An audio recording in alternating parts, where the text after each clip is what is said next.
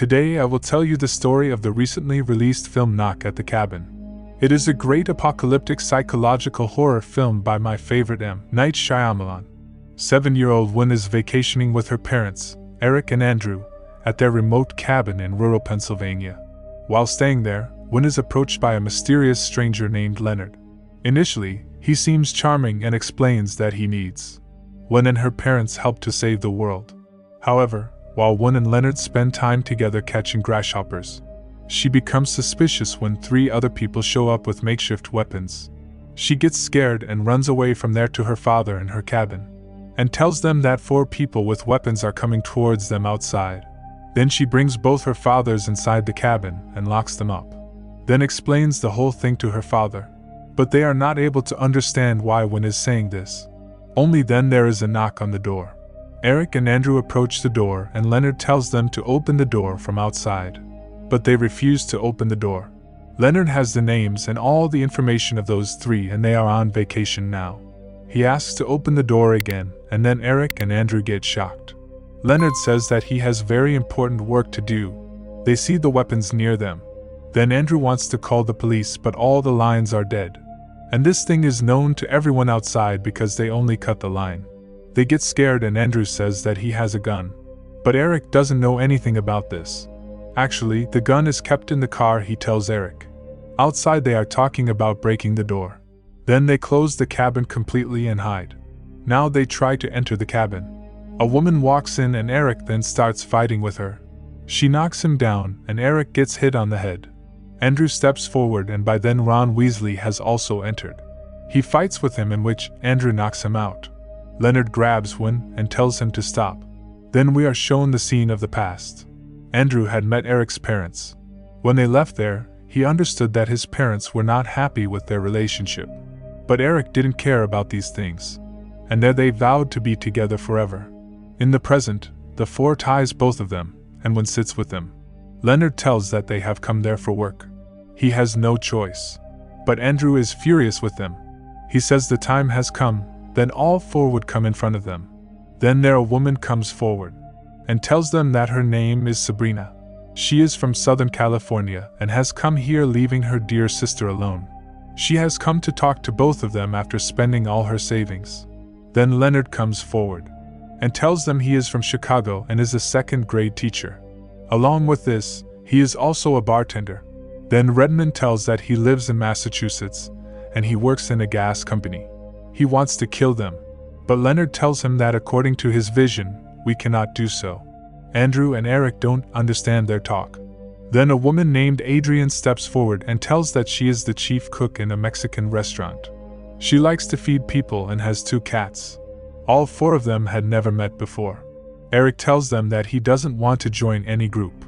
The group foresees an impending apocalypse, in which Leonard claims that the oceans will rise, a pandemic will spread, the sky will fall, and finally, eternal darkness will envelop the earth. The only way to prevent this is for the family to sacrifice one of their own. They are warned that, although they will survive the apocalypse, if they do not make a choice, they will be the last people alive.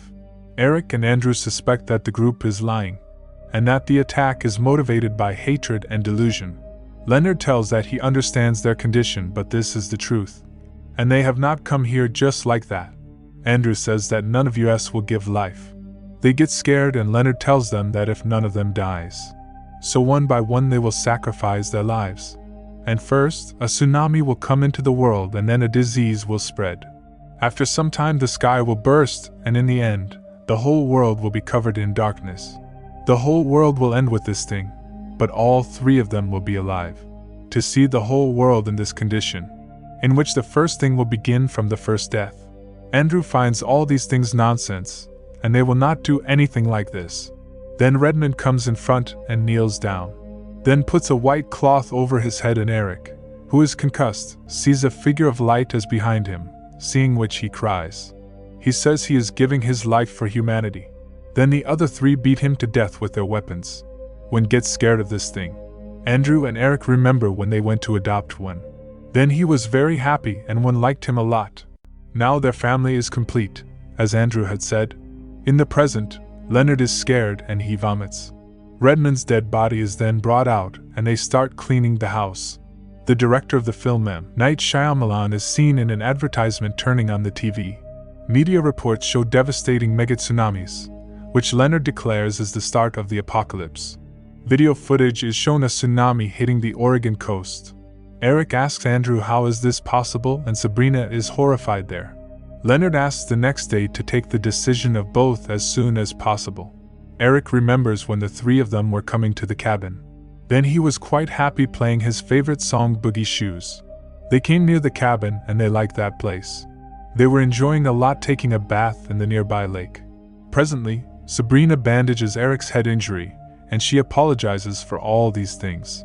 She tells that whatever they are saying is the truth. Eric is sad, then Sabrina brings him out and ties him up. Andrew and Eric talk and one sneaks out of the cabin while no one is noticing. But Leonard catches her and he brings her back. He asks her never to do this again. He tells her they are also scared like her. Andrew tells that those people have come after him to take revenge, because he remembers Redmond once attacking him in a bar. His real name is Rory and he's homophobic. For this reason, Rory was imprisoned. Then Adrian tells that they have met for the first time, but Andrew is not sure about this. Leonard tells them that he believes in his vision. He doesn't know about Rory, but his visions can't be untrue. Andrew says that those people are very bad and are torturing innocent people. Leonard then shows Andrew a photo of his basketball team. He tells that he is a coach and he works to teach children. And whatever is happening now is actually his compulsion and he has to do it. They all had seen visions of the end of the world for a few weeks. And to save the world, they had to find Andrew and Eric. So they found each other, and they have come here to save the world. Andrew, Eric, and Wynn are sad there. Adrian feeds Wynn the next morning and asks her to come to her restaurant sometime. She promises to serve her best dish. There Andrew asks those people to leave them. Wynn gives Eric a knife and all three appear before them. Adrian states that now it is her turn and she has to save the world. Eric says that you can leave from here, and nothing will happen to you. Adrian breaks down in tears, and tells that she had seen her son burned to death many times. She wants to save her son Charlie, and so she requests all three of them. But Eric also refuses. Adrian sits there and puts a white cloth over her head, and both of them take her life too. When Leonard takes her from there, Sabrina's condition worsens. The disasters continue, as the deadly flu virus, which is particularly dangerous for children, spreads across the world. Eric tells that he too had seen some strange visions. Leonard asks about this. He then tells that he saw a light when Redmond was being killed and there he saw visions. Andrew finds this thing nonsense. He says that the news is fake, which is pre-recorded and is being shown to them. Leonard is behind these things. There Eric points to one and then one starts screaming there. Then Leonard goes to pacify him. Until then Eric cuts the rope and gets free. Then he starts fighting with Leonard. Andrew manages to escape, retrieves his gun from his car, and shoots at Sabrina until she flees. He then comes in and threatens to kill Leonard. Seeing the gun, Eric remembers that they both met in a bar many years ago, and both of them were talking about their love. Redmond comes close and abuses them, and then he attacks Andrew.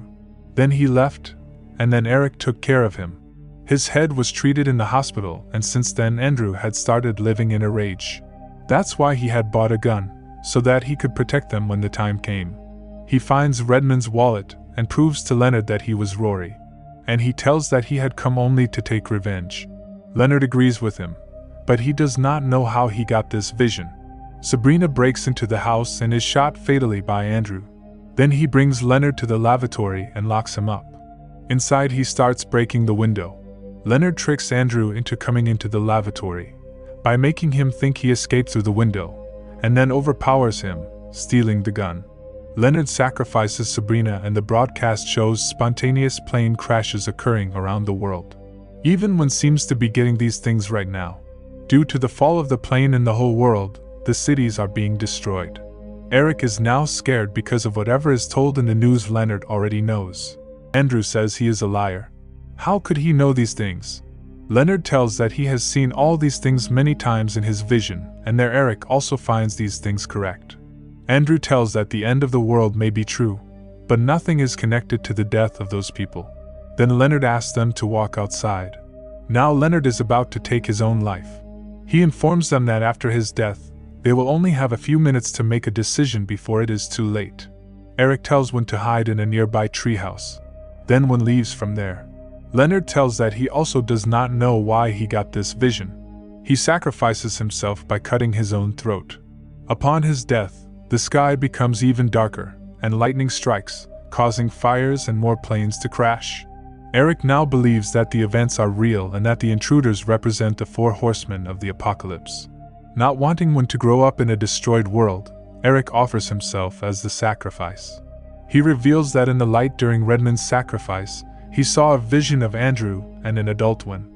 Eric feels that their family was chosen to make the sacrifice because their love was pure. Reluctantly, Andrew shoots and kills Eric before lightning strikes, setting the cabin on fire. Andrew and Wynn find the visitor's truck with belongings that corroborated their stories. They drive to a crowded diner nearby, where they watch news reports confirming that the disasters have subsided. Returning to the truck, the radio turns on and plays Boogie Shoes by Casey and the Sunshine Band, the song Eric played for them on their drive to the cabin. And with this scene, this film ends. If you like this video, then please like it. Subscribe to this channel as well, and if you like my work, you can support me by donating on Thanks. Thanks for watching.